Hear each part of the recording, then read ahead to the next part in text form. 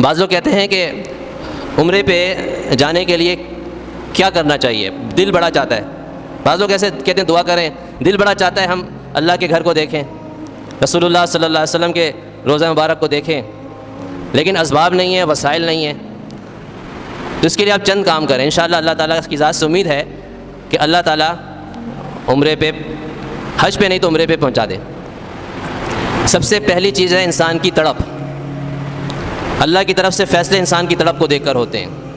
انسان کی ایک سوچ اور فکر بن جائے کہ بھی میں نے مکہ مدینہ جانا ہے، یہ ایک فکر ہو جائے، ایک تڑپ ہو، ہر وقت ذہن میں یہی سوار ہو. جیسے آپ نے دیکھا نا کہ کوئی آدمی اپنی فکر بنا لیتا ہے نا کہ بھئی میں نے فلاں سیمسنگ کا 80,000 کا موبائل لینا ہے، اس کی تنخواہ 50,000 ہے، موبائل لینا چاہتا ہے 80,000 کا. اب ہر وقت اسی سوچ میں کہ کس طرح میں یہ موبائل خرید لوں، اور ایک وقت آتا ہے وہ موبائل خرید بھی لیتا ہے. کیوں؟ اس کے دل میں فکر سوار ہے کہ بھئی میں نے یہ موبائل لینا ہے، کس بھی ہو جائے لینا ہے، اپنی تنخواہ سے بھی ڈبل قیمت کا موبائل خرید لیتا ہے. تو کیا ہے؟ یہ سوچ اور فکر ہے. تو جب آدمی کے اندر یہ تڑپ آ جاتی ہے نا تو اللہ تعالیٰ اس تڑپ کو دیکھتے ہیں. تو یہ بھی ایک ذریعہ بنتا ہے انسان کا جانے کا. بظاہر غریب آدمی ہوتا ہے لیکن پہنچ جاتا ہے. دوسرا کام یہ ہے کہ اللہ سے مانگیں. تبلیغی جماعت کے بزرگ کہتے ہیں نا کہ بھائی اللہ کے راستے میں نکلنا ہے تو اللہ سے مانگو. آدمی کہتا ہے میرے پاس اتنے پیسے نہیں ہے کہ میں 4 مہینے کے لیے جاؤں، اتنے 1,000 روپے لگ جائیں گے. تو کہتے ہیں اللہ سے مانگو، اور اللہ ذریعہ بنا دیتا ہے. بہت سے حضرات باہر ملک جاتے ہیں 1 سال کے لیے، 7 مہینے کے لیے، اور وہ جو 7 مہینے کے لیے جا رہے ہوتے ہیں نا اس کا خرچہ عمرے کے خرچے سے بہت زیادہ ہوتا ہے.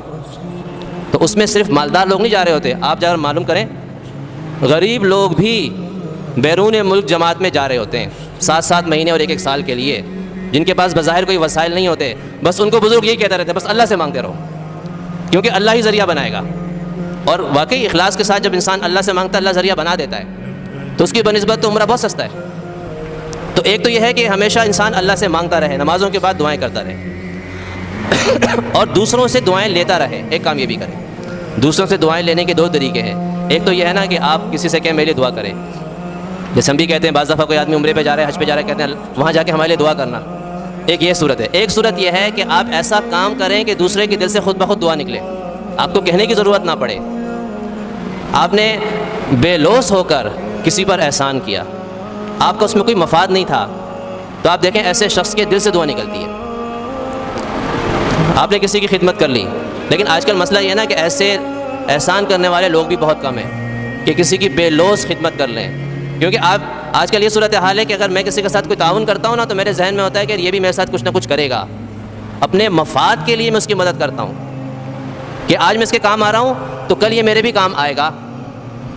تو وہ اخلاص ختم ہو گیا، بے لوث خدمت ختم ہو گئی. ایسی خدمت کریں، ایسا احسان کریں کہ آپ کو اپنے مفاد کی سوچ و فکر نہ ہو، کوئی توقع نہ ہو کہ مجھے اس سے کچھ ملنے والا ہے. تو جب ایسے ہی آپ کسی کے ساتھ اچھائی کریں گے نا تو پھر وہ آپ کو دعا دے گا، دل سے دعا دے گا. اور آپ صلی اللہ علیہ وسلم نے فرمایا کہ کسی مومن کی، کسی مسلمان کی دوسرے مسلمان کے حق میں پیٹھ پیچھے دعا بہت جلدی قبول ہوتی ہے. آپ کو پتہ ہی نہیں ہے کہ آپ کے لیے کس نے دعا کی، فرمایا کہ یہ دعا بہت جلدی قبول ہوتی ہے. اور آخری کام یہ کریں کہ اپنے اخراجات پر نظر کریں کہ آپ کے خرچے کیسے ہیں. بہت فضول خرچیاں ہماری ہوتی ہیں اور اس کا نتیجہ یہ نکلتا ہے کہ ہمارے پاس اتنے پیسے نہیں بچتے کہ ہم کہیں کہ عمرے پہ جا سکیں یا حج پہ جا سکیں. اپنے اخراجات کم کریں، اور ہر انسان کے اختیار میں ہے کہ وہ اپنے اخراجات کم کر سکتا ہے.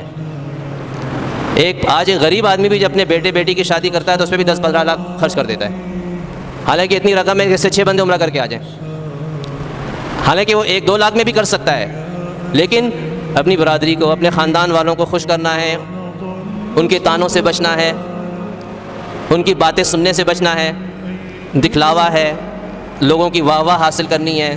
تو ان مقاصد کی وجہ سے آج ایک غریب آدمی بھی اپنے بیٹے یا بیٹی کی شادی پہ 10-15-20 لاکھ خرچ کر دیتا ہے، حالانکہ اس سے 10 گنا کم پر بھی شادی ہو سکتی ہے، لیکن وہ تیار نہیں ہوتا ہے.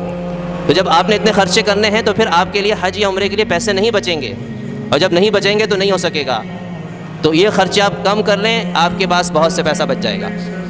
اور آج کل تو اولاد بھی اتنی تو ہوتی ہے کہ ایک کی شادی ختم ہوتی ہے، اب اس کے قرضے جو چڑھے ہوتے ہیں وہ قرضے اترنے تک اگلی شادی ہو جاتی، اگلی شادی کی باری آ جاتی ہے اگلے لڑکے کی لڑکی کی.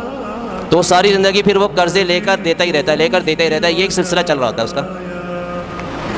تو اگر یہ کر لیا تو انشاءاللہ اللہ تعالیٰ اسباب بنا دیں گے، اور سب سے بڑی بات یہ ہے کہ اللہ کے اختیار میں ہے کہ انسان کو کہاں پہنچا دے۔